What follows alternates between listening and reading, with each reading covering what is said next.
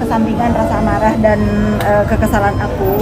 Apapun yang terjadi terhadap hidup dia, semoga bisa merubah dirinya menjadi lebih baik lagi. Aku secara pribadi prihatin dan sedih juga.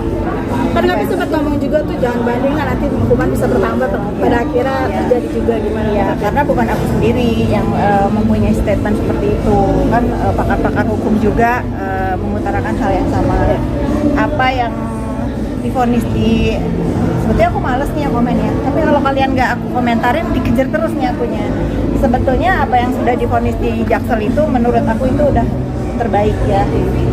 Poinnya kan ada menurut aku pelapor ini yang penting dinyatakan dia bersalah, dan itu kan sudah dinyatakan bersalah. Ya sudah, akhirnya banding jadi ditambah. Pastinya orang-orang di sekelilingnya yang harus ngasih tahu. Tadi kan aku udah bilang, aku prihatin atas apa yang terjadi kemarin, harus ditambah ya. Kita kan nggak boleh juga ya bergembira terus atas duka orang, kan nggak baik juga. Tapi kali ini TPPU-nya terbukti nih. Ya itu makanya ya kan? akhirnya selain di stempel sebagai pemeras, kan dia juga pelaku TPPU akhirnya kan, gitu. Itu berat sih. Ya masih ada upaya hukum lainnya, tapi boleh ya aku menyarankan, mudah-mudahan orang-orang yang di sekelilingnya, penasehat hukumnya juga lebih bijak lagi kalau mau melakukan langkah-langkah hukum selanjutnya. Nanti tambah lagi kasihan. Akan berhasil juga nih kan? Oh udah ya, oh ya sudah lah. Memang mungkin akan bertarung ya sampai titik darah penghabisan gitu ya. Doain aja lah yang terbaik ya. Aku yang memperhatikan dan membela pelapor ya, karena dalam kasus ini adalah pelapor menurut aku korban bully yang akhirnya bergulir di persidangan. Ya mendoakan yang terbaik semuanya, karena buat aku pelapor pun kan sudah cukup dinyatakan dia bersalah, ya sudah.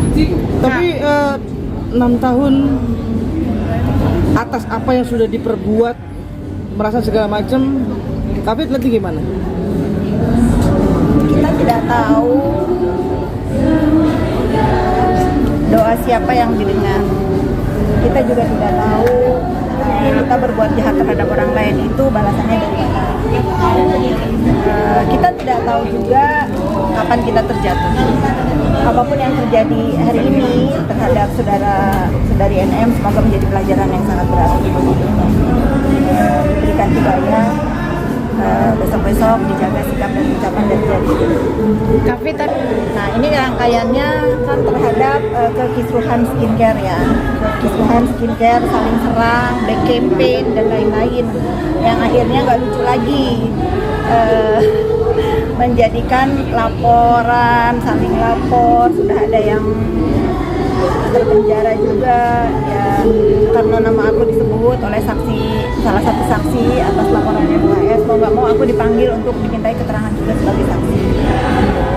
Ya harapan aku ini, kalian kan para pebisnis tangguh ya, sudahilah, coba kalau bisa ada yang menengahi, tapi bukan aku ya, nanti aku dibilang Duta Tabayun, gantian siapa yang merasa kepengen hidup ini damai-damai saja. Karena kalau aku sudah menghimbau kepada saudara terlapor, sudah ya, kalau memang merasa salah, sudah coba dibuka komunikasinya.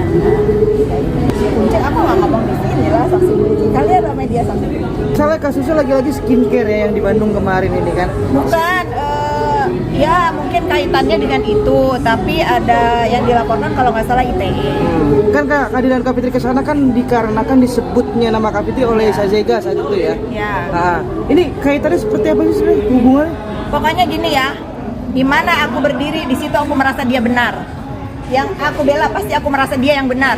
Terlepas ada apapun permasalahannya, harusnya tidak seperti itu saling serang di sosmed, saling black campaign. Kalau memang ada ketidakpuasan dalam dunia bisnis harusnya diselesaikan secara baik-baik, tidak dipublish, nggak dikata-katain di sosmed, karena sekarang bahaya sosmed itu nyata.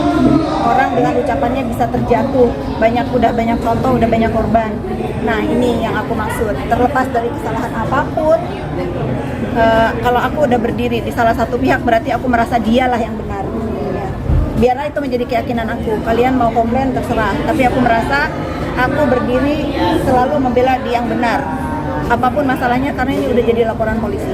Oke, ini kan masalahnya kan di Bandung itu adalah terkait masalah pabriknya Bu Heni ya, yang kemarin sempat juga Humas itu sempat berbicara lah terkait masalah IT dan segala macamnya. Nah, Kak Fitri ngeliat gak sih bahwa yang dilaporkan satu orang lagi ini nih atas nama yang sama juga gitu? Bisa gak sih Kak Fit maksudnya gini loh, untuk kasus Bu Heni ini ditabayunkan? Memang sudah masuk ke ranah. Kan tadi aku udah bilang, kali ini gantian lah siapa yang mau tabayunin. Tapi ingat ya teman-teman ya, kita menyaksikan semuanya bahwa di negara Republik Indonesia ini gak ada yang kebal hukum ya. Semua akan, apalagi ini kasusnya sudah viral. Berarti Bu Heni nggak mau ada damai ya untuk Dr. O sendiri terkait laporan Jangan yang di tanya ke Polda? saya dong, tanyanya ke pelapor dong. Kalau saya kan dapat panggilan nih, dimintai klarifikasi, ya sudah saya datang. Ternyata pas saya datang saya disebut sama ya gitu. Tapi kecewa nggak sih Kak? Namanya aku udah dibawa-bawa terus kan, ya jalanin aja lah. Ibaratnya kalau aku harus berjalan di bara api, aku akan lewati sampai ujung. Responnya dokter Geja gimana tentang Nickmare jadi keputusan di Media jangan salah sangka terhadap Dokter Reza yang menjadi pelapornya saudara terpidana. Dia tidak seperti itu. Dia juga tidak bergembira pun atas tambahnya hukuman terhadap saudara terpidana. Ya udah, sudahi. Saya menghimbau teman-teman sudahi ya, sudah, kita move on. Kalian balik lagi ke kegiatan masing-masing yang positif.